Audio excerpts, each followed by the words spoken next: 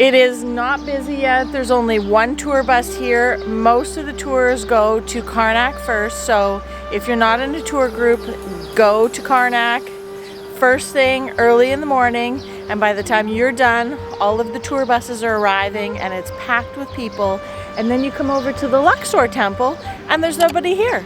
So that's the plan, and that's what you should do. Now let's go check out the Luxor Temple. The Sphinx that they found. Wow, that is awesome.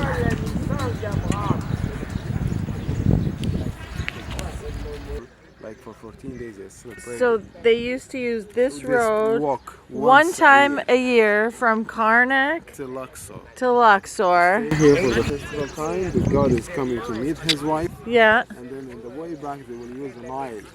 Really? Small boats to and then they use boats to go back. Yeah. That is amazing. Oh, okay, these are all Ramses the Great. Yeah. Ramses the Great statues. Yeah. So the obelisk that was here is now in France.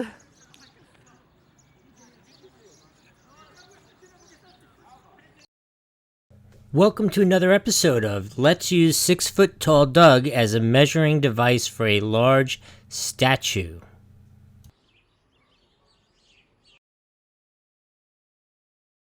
Because this was the ground level. Right, you could see the original entrance to the mosque when it was a mosque. I'm going to interject a little bit because part of what you miss here is that all of this was below ground. It hadn't been excavated, discovered yet. So that mosque door is where the ground was. Like that's where life was. And then as they started to find these things and dig everything up, this was all below ground. Oh, it's still in use? Really? You go and do the fire prayers there. Yeah. How do you get up there? The entrance is now from the other side. Oh, okay. Oh, the street is up there. Oh, where we came in. I got you.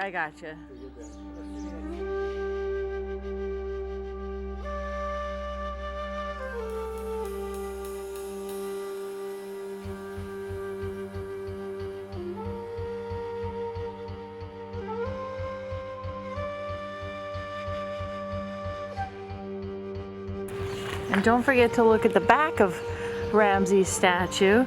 There's beautiful carvings.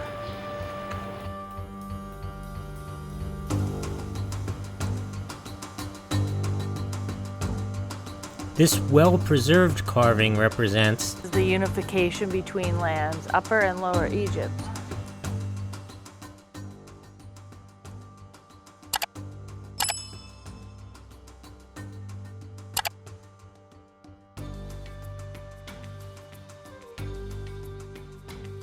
I know you've all heard me say this before, but I'd really like to impress upon you just how big these things are. It is so amazing.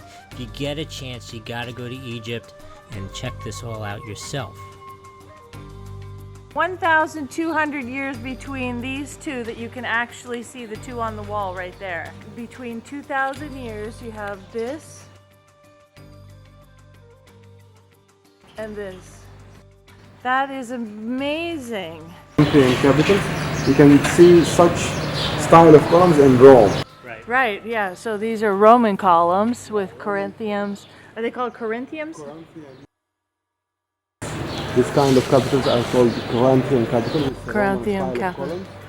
And the Roman also closed the temple at this part, which was the end of the temple during their time. And they put the four figures of Justinian, the Roman emperor. Right. Father, his grandfather, his great ancestor, and they put four statues over here, but the statues were lost. Oh wow, so this door wasn't there, like this was all closed off. Closed off, and they used the rest of the temple as a storage. Oh wow. And this room they used as storage. Okay. In Ministry of Antiquities, this guy is doing his job right now. So now we are watching the conservation work of these walls. If you imagine, if you look at this kind of wall or part of the color, Yeah. if you look at it, you cannot even imagine the original colors are still there. Yes. Behind this dirt. Right. Yeah. But the archaeologists just discovered that if they use some kind of chemical materials, particular chemical materials, we can discover the original colors, and they already did. Really? Look here, you can see the blue, the turquoise, the red colors, the beautiful colors dates back to the 14th century BC, the time of building the temple, 3,400 years back. All this. was 3,400 years. covered- Yeah, all these colors had been covered by a layer of black color. If you can, 2017, you cannot see any of these colors before the conservation work. Wow. It's completely black, like all these parts. Wow, yeah, this is the black. That is totally black. And what they've done here. Yeah, here and there as well.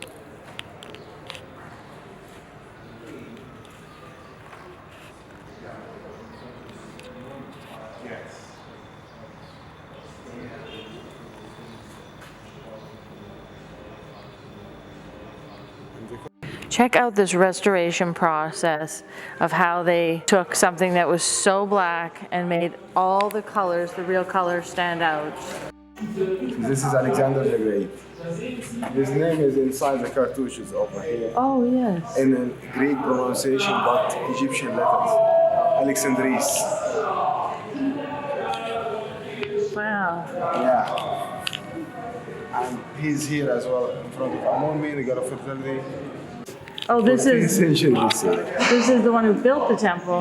Amon III. His cartouche is here for the coronation. In front of an offering list. This is an offering list.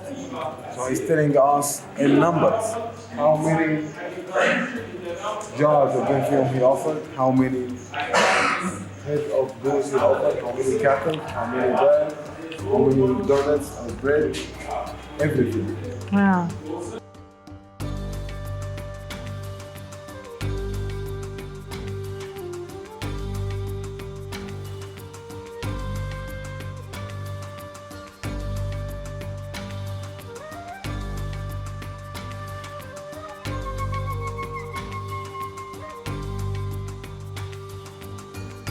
We've got to run. Lots more temples to see, cool places in Egypt, but make sure you click that subscribe button, like this video, and comment below if you've liked it and it's been helpful for you. We hope that this makes your travel more enjoyable because you'll know what to expect when you go.